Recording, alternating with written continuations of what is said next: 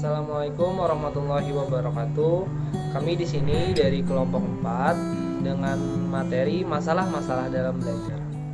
Baik, perkenalkan nama saya Muhammad Indra Sadewa dengan NIM 1910123210003. Saya dari kelas B. Baik, di sini saya akan memaparkan materi saya yaitu tentang pengertian belajar dan pembelajaran. Jadi di sini menurut Ergigny 1998, belajar dapat didefinisikan sebagai suatu proses di mana suatu organisme berubah perilakunya sebagai akibat pengalaman. Jadi maksudnya adalah ketika seseorang individu melakukan pembelajaran, maka dia akan merubah perilakunya seperti apa yang dia pelajari dari sebelumnya. Jadi yang tadinya dia tidak tahu menjadi tahu. Kemudian belajar dan mengajar merupakan dua konsep yang tidak dapat dipisahkan satu sama lain. Kata pembelajaran merupakan perpaduan dari dua aktivitas yaitu belajar dan mengajar.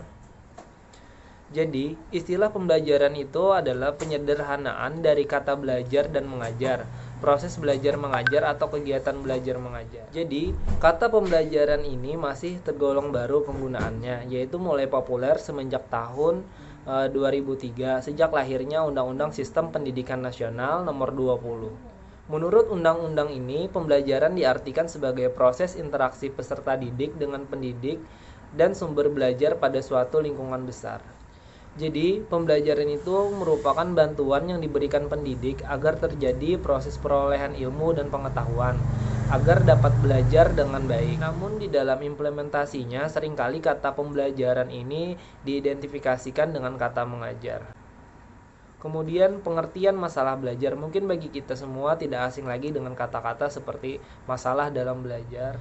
Jadi, menurut National Institute of Health USA, masalah belajar adalah hambatan atau gangguan belajar pada anak remaja yang ditandai oleh adanya kesenjangan yang signifikan antara taraf intelijensi dan kemampuan akademik yang seharusnya dicapai.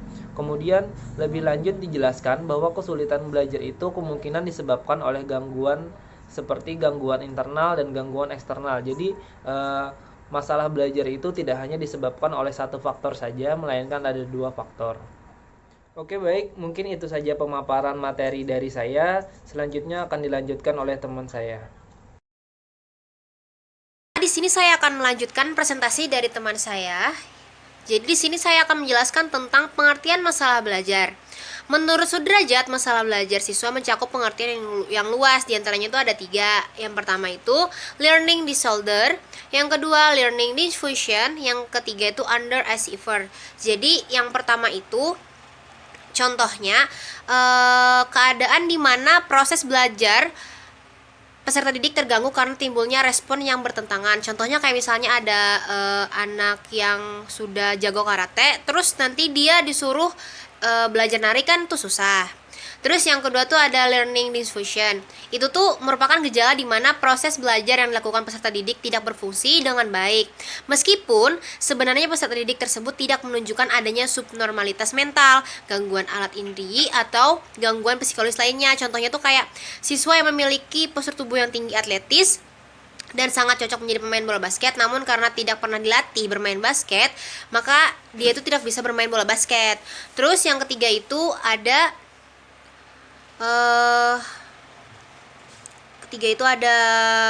underachiever. Underachiever itu mengacu kepada peserta didik yang sesungguhnya memiliki potensial intelektual yang tergolong di atas normal, tetapi prestasi belajarnya tergolong rendah. Contohnya tuh kayak siswa yang telah dites kecerdasannya menunjukkan tingkat kecerdasan yang tergolong sangat unggul, namun prestasi belajarnya biasa saja atau malah sangat rendah.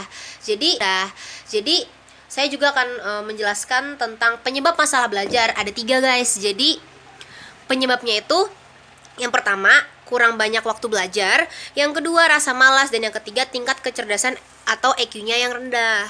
Nah, setelah ini akan dilanjutkan oleh teman saya. Assalamualaikum warahmatullahi wabarakatuh. Perkenalkan, nama saya Adi Maulana dengan NIM 19 10 12 32 113. Baik, di sini saya akan melanjutkan penjelasan dari rekan saya ya, sebelumnya. Di sini kita akan masuk ke materi kesulitan belajar. Ciri-ciri kesulitan belajar pada anak. Yang pertama, anak tersebut memiliki IQ sedikit di bawah normal. Bukan IQ mereka yang di bawah normal, cuman ketika dia melakukan tes IQ, ia mengalami kesulitan dalam belajar. Akhirnya nilai IQ yang keluar dari hasil tes tersebut rendah akibat kesulitannya dalam menjawab soal-soal dalam tes IQ. Yang kedua, mengalami kesulitan dalam beberapa mata pelajaran. Tidak semua mata pelajaran ia kesulitan, namun ada beberapa mata pelajaran yang membuat ia kesulitan dalam memahami, bahkan di dalam hasilnya di dalam suatu proses pembelajaran. Yang ketiga, pencapaian hasil belajar di bawah potensi yang dimilikinya. Kesulitan belajar yang dimiliki oleh seorang anak berpengaruh terhadap hasil belajarnya, sehingga anak tersebut dikategorikan sebagai siswa dalam pencapaian hasil belajar di bawah potensi yang dimilikinya.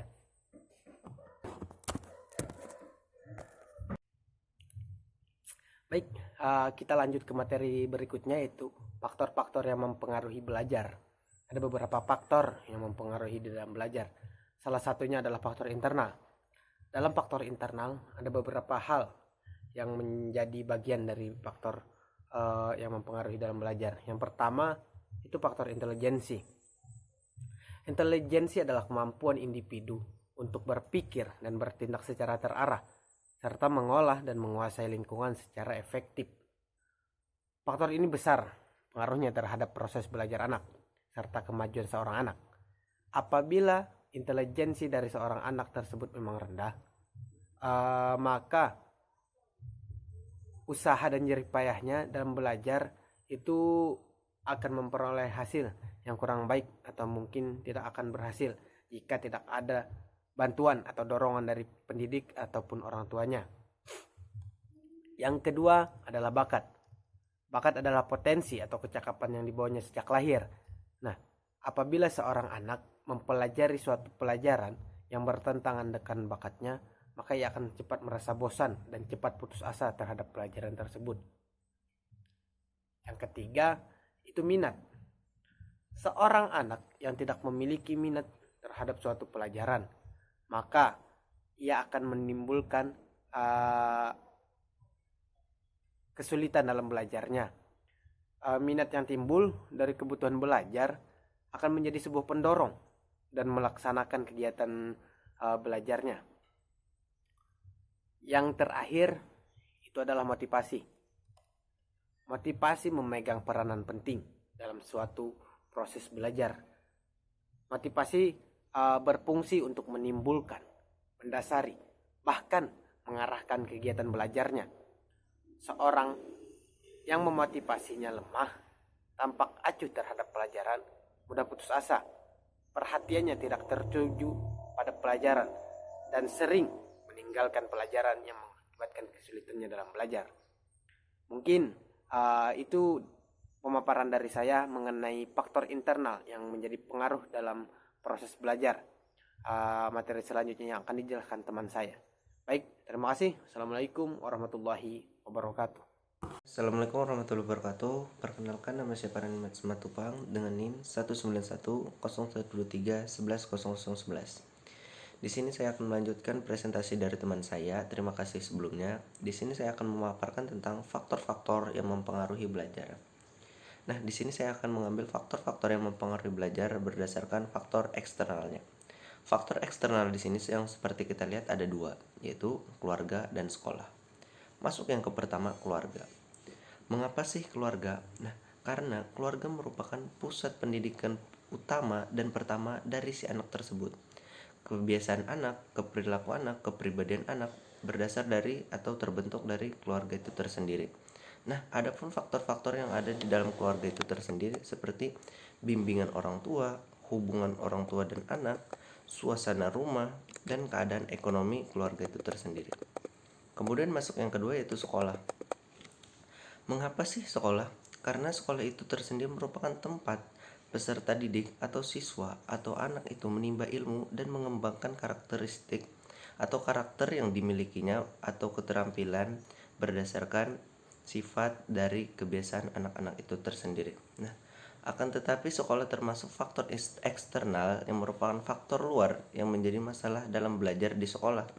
Nah, adapun faktor-faktor yang mempengaruhi belajar anak itu tersendiri di sekolah yakni guru, kualitas guru sebagaimana bagusnya, alat pelajaran, kondisi gedung atau kondisi kelas, dan waktu sekolah. Yang mana keempat poin itu harus efektif supaya anak tersebut bisa mengembangkan atau memaksimalkan ilmu yang akan dicapainya. Akan juga memaparkan tentang faktor-faktor yang mempengaruhi belajar berdasarkan psikologisnya. Yang pertama itu diseleksi. Apa sih diseleksi itu? Diseleksi itu merupakan ketidakmampuan belajar membaca. Nah, anak yang memiliki keterlambatan untuk membaca mengalami kesulitan dalam mengartikan dan mengenali struktur kata-kata dan memahaminya.